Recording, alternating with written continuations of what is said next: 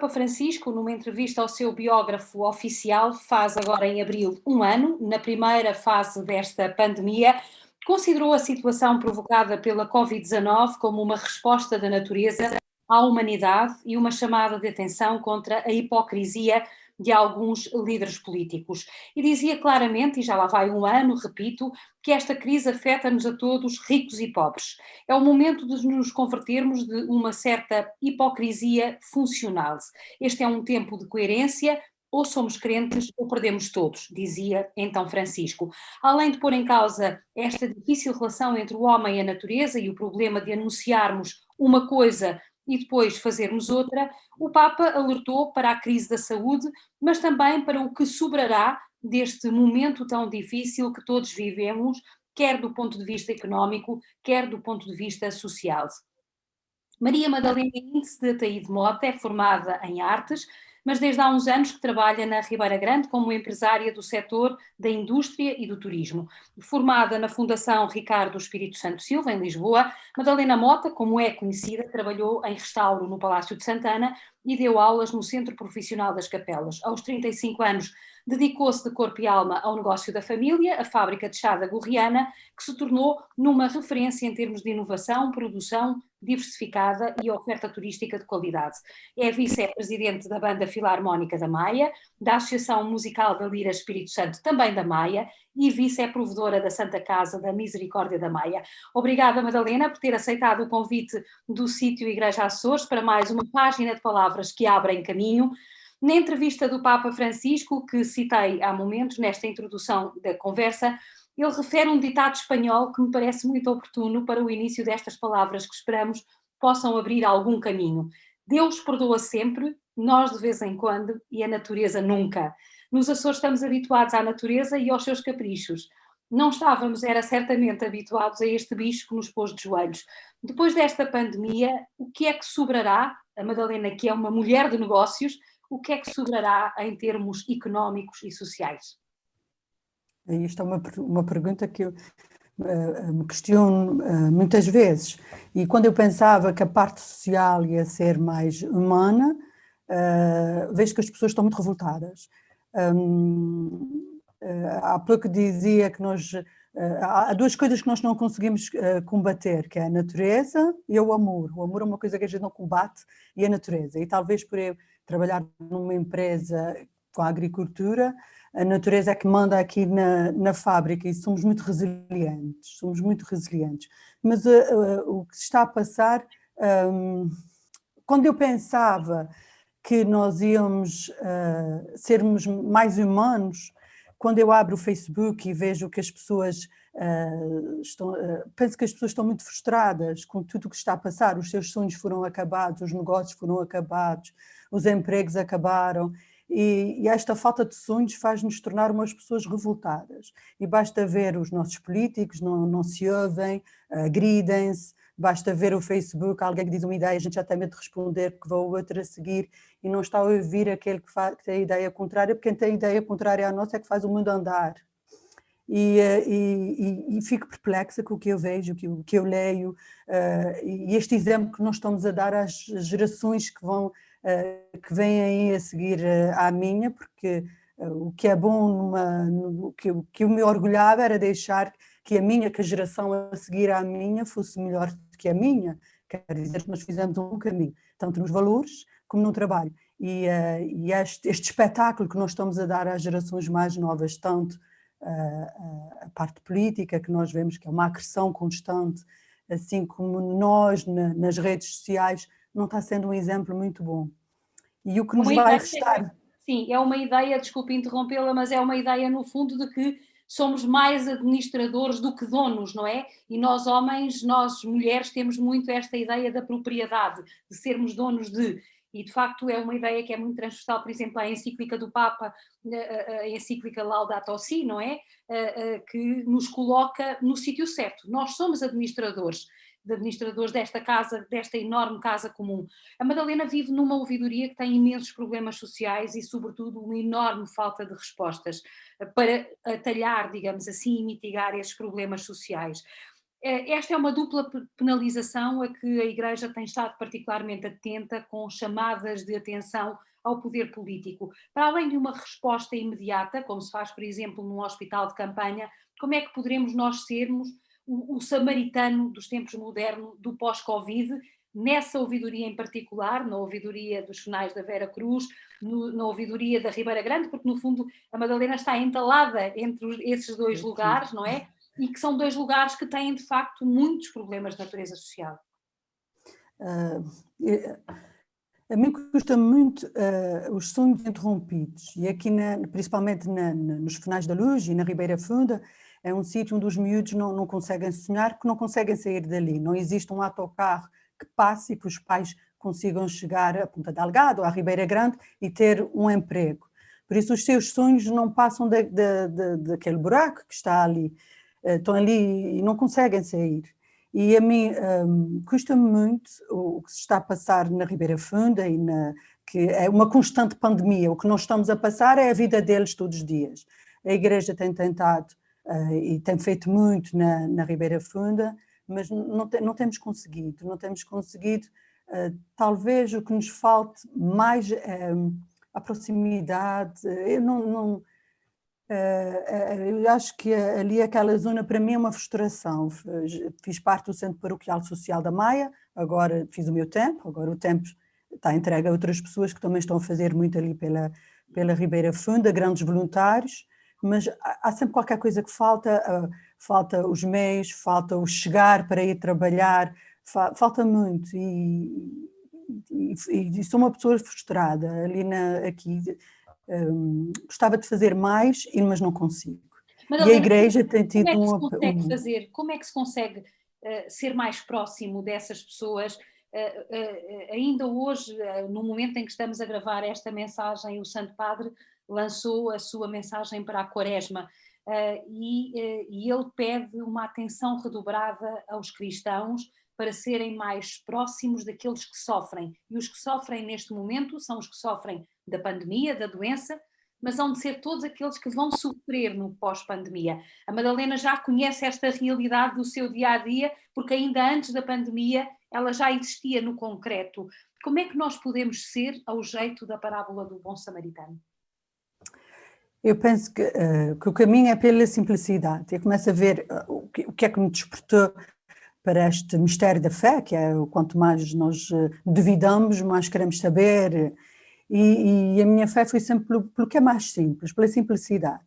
E acho que nisto a Igreja tem um grande papel, que em vez, a meu ver, que eu sou uma civil aqui na Igreja, em vez de propalizar que a vida já é tão madrasta, fazemos que nós nos sentimos grandes, fazer com que as crianças na Igreja sejam sonhadoras, fazer aquilo que nós estamos cá dentro e que conseguimos alcançar. E por vezes, talvez, porque a Igreja, nós temos sempre medo do que é que nos vai acontecer, da morte, da penalização.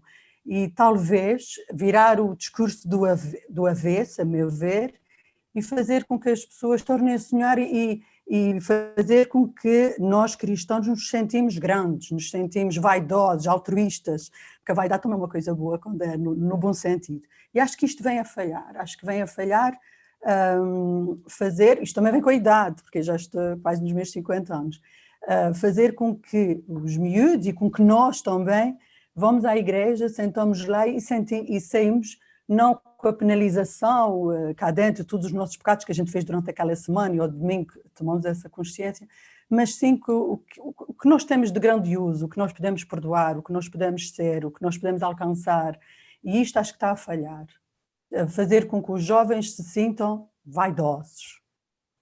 No fundo é a Igreja ao jeito de Jesus, não é? A Igreja misericordiosa.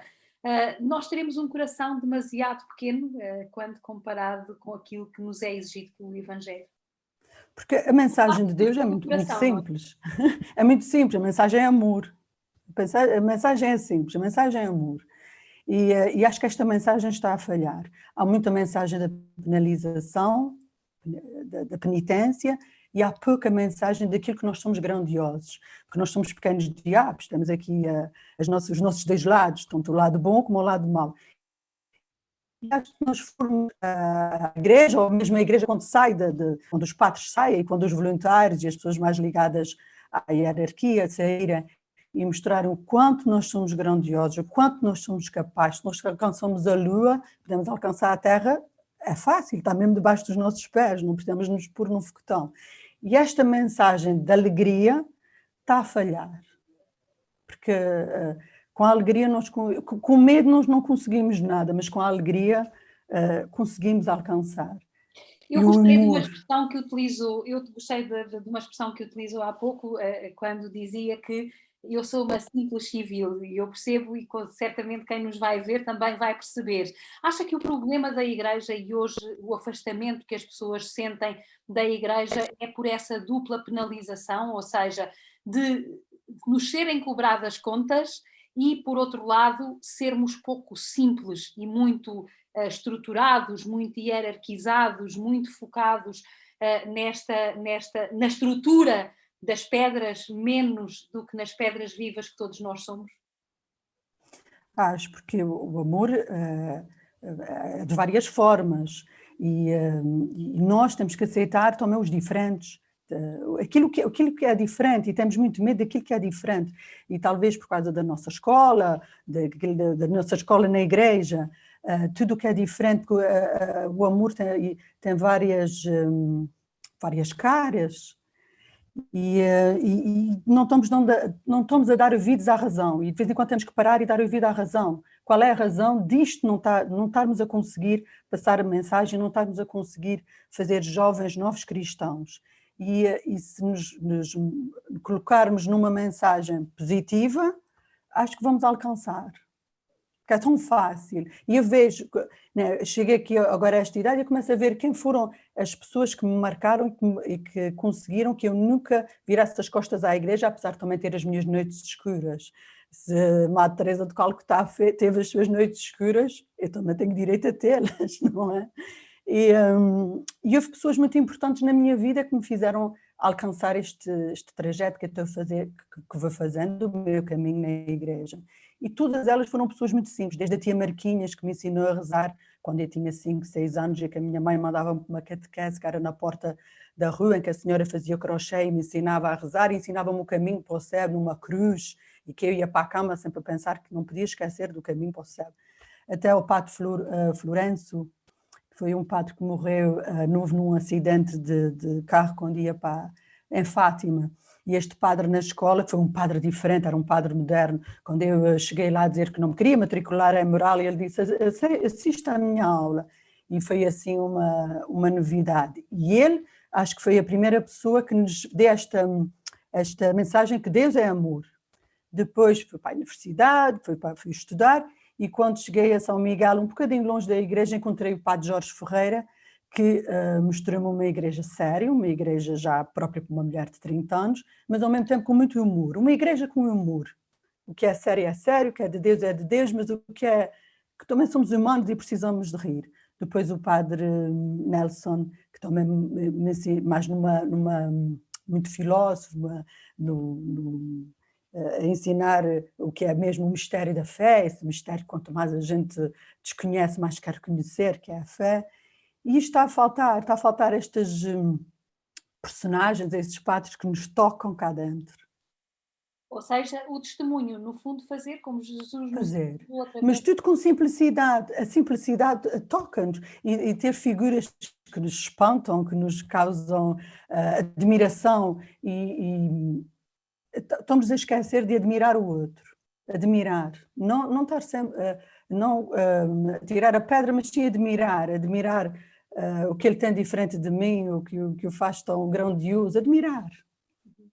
É Uma, tão bom admirar. uma fé sem obras, não é? Também nos ensinou o catecismo, uma fé sem obras é uma fé vazia. A Madalena está ligada a uma obra importantíssima, a Santa Casa da Misericórdia da Maia. Como é que têm sido estes tempos tão de isolamento, tão sofridos por quem já sofre pela idade, pela doença e pela solidão? A Santa Casa da Misericórdia da Maia tem o lar e também tem 2 lares para miúdos com deficiências profundas. E isto tem-me ensinado muito a viver e a ver o mundo de outra perspectiva. Eu entrei na Santa Casa, vai fazer um ano, entrei com a pandemia, por isso entrei, o meu pai já fazia parte da Santa Casa, a minha mãe, o meu avô foi fundador da Santa Casa, e nunca pensei chegar à mesa da Santa Casa, mas quis o trajeto da minha vida levar-me até lá. E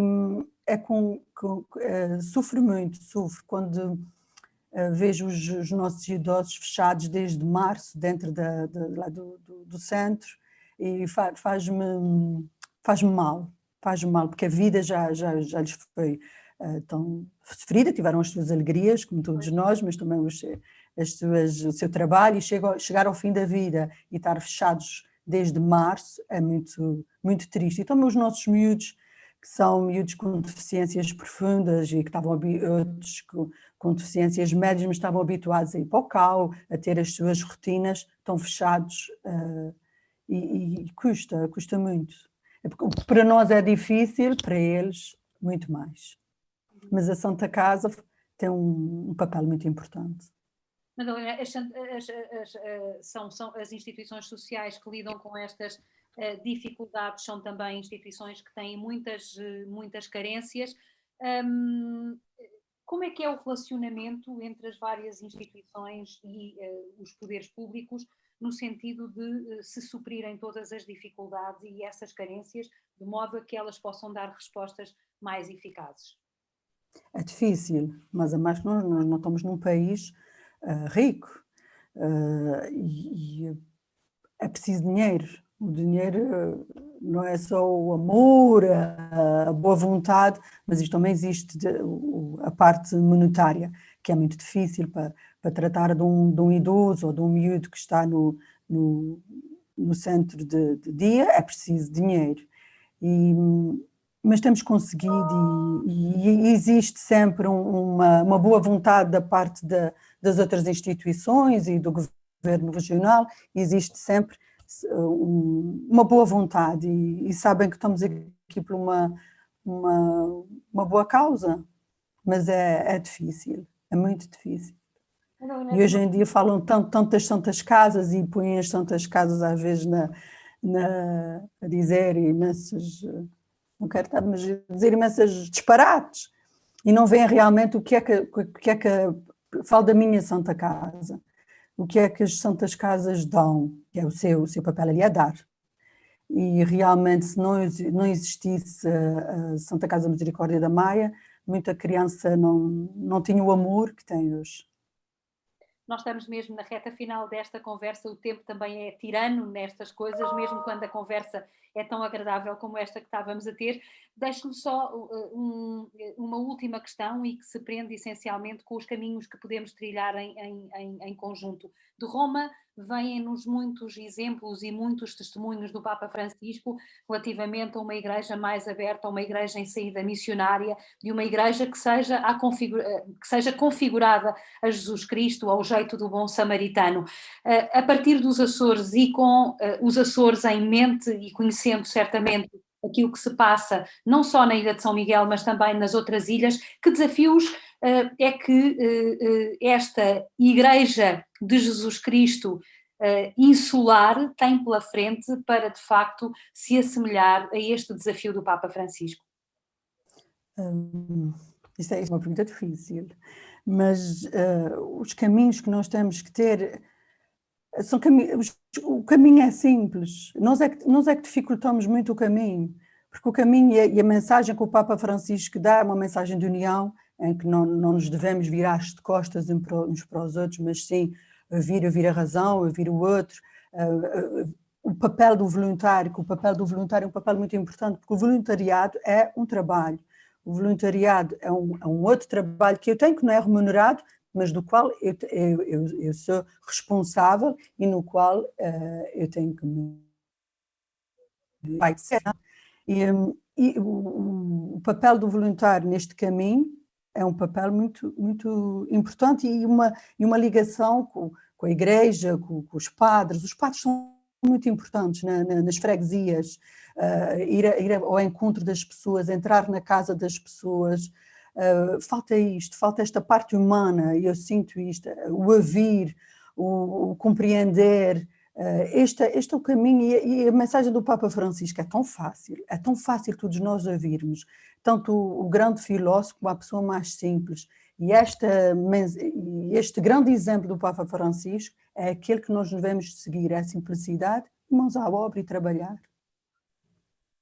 Muito obrigada, Madalena. Muito obrigada. Nossa convidada, espero que estas palavras abram novos caminhos também, como testemunho, assim como a Madalena foi influenciada pela catequista, pelo sacerdote que a primeira acolheu e depois sucessivamente por os diferentes sacerdotes que serviram a comunidade paroquial onde se insere, também nós possamos rever e ver em Madalena um exemplo, um testemunho para novos caminhos, para novas práticas dentro da Igreja. Muito obrigada.